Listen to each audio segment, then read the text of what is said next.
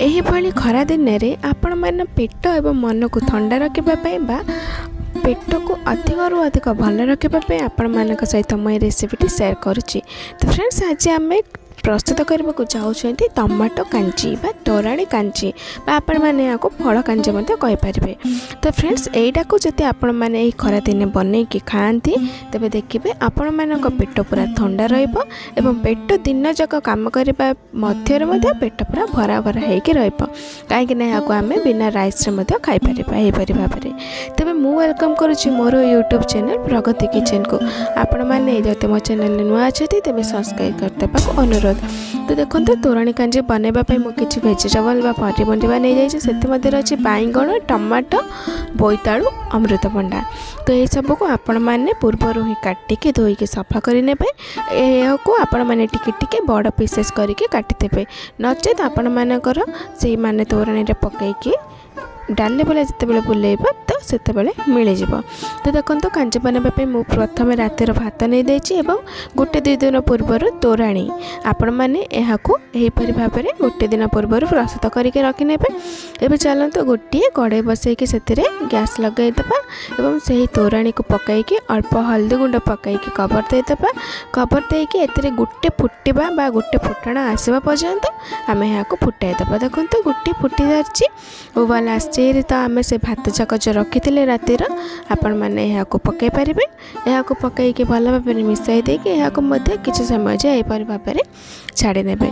आपण मैंने चाहिए ना आपण मैंने 2-3 दिन जो भात रोचे से भात को आड करें। तब देखो फ्रेंड्स मुझे टमाटर पकई नहीं टमाटर क्वांटिटी बहुत अधिक रही कहीं आमर से तोराणी बेसी आंबिली हो नाला। एवं चलते एम स्वाद अनुजाई लुण पकई ना लुण पकईकी यहाँ आम भल भाव में मिसाईदेवा मिसाईकी यहाँ सीझापी कवर करके छाड़देवा। तो फ्रेंड्स आपण मैंने कमेंट करके कहतु आपण मानक कांजी खाइबा पसंद लगे कि नहीं।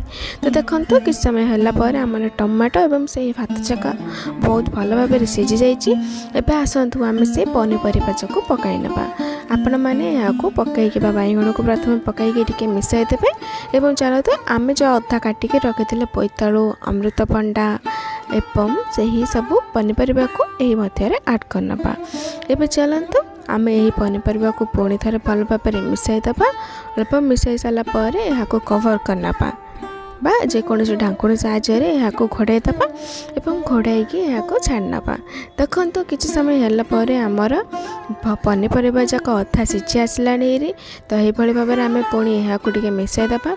देखिपारे आमर टमाटो जाक सफ्ट हो गला किंतु अल्प अल्प रही जाइए बोईतालु एवं अमृतभंडा। तो पुणी थे आम यहाँ यही भाव में चेक करने सीझिनी। तब चलते यहाँ पुणी थे कवर करके छाड़देवा। देखो किस समय है पनीपरिया जाक सीझी जाइए। तेज आम तोराणी टिके खटा नथिबारु एथिरे आपण माने 2-3 फाड़ आंबुल पकई पारे। एबे पुणी थे ये सब को मिसाईदेवा। एवं मिसाई किसी समय छाड़ापर देखिए आपण मानकर पनीपरिया सीझी जाइए। तेज चलते आम गोटे डाली बुला ना डाली बुला को यही मध्य यहीपरी भाव में बुलाईदेवा जहाँद्वारा कि आमर से टमाटो वेजिटेबल चाउल सब जाक भल भाव में सीझिक दिडी खदड़िया होकर बहलिया टाइप्र कांजी हो। तो फ्रेंड्स यहीपरी भाव में आपण मैंने बुलाई ने। देखो आम कांजीटे बहुत भल भाव में हो सारी। एवं आम यहाँ टिके समय जाए छाड़ना 2 मिनट 3 मिनट जाए। देखो 2 मिनट हो गला।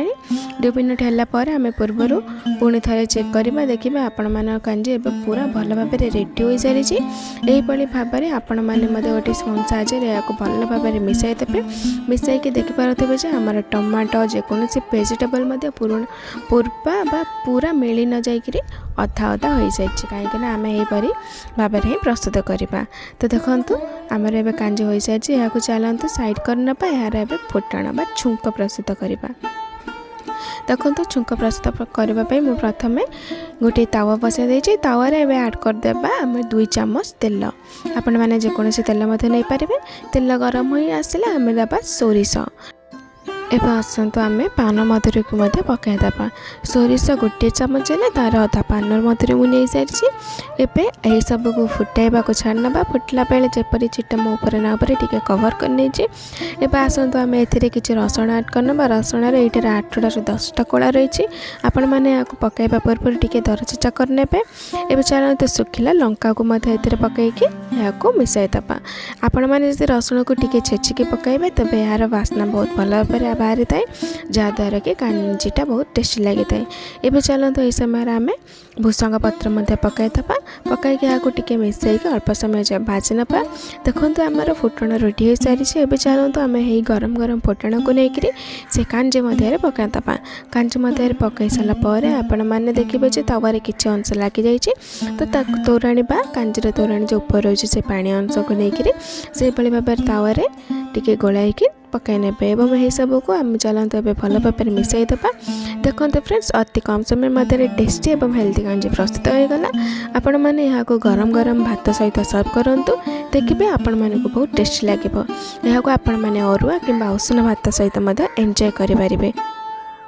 तो फ्रेंड्स आपण मैंने खरा दिन में यही कांजीर रेसिपी को ट्राए करूँ देखिए आपण मानक बहुत पसंद लगे एवं यह सहित आपण मैंने जेकोसी भात को सर्व कले चलो नचेत आपण मैंने यहाँ भाव में खाईपारे यदि आपण मानक रेसिपीटी पसंद लगी था मो चैनल को लाइक सब्सक्राइब एवं कमेंट कर दिंतु एवं निज फ्रेंड सर्कल शेयर करूँ।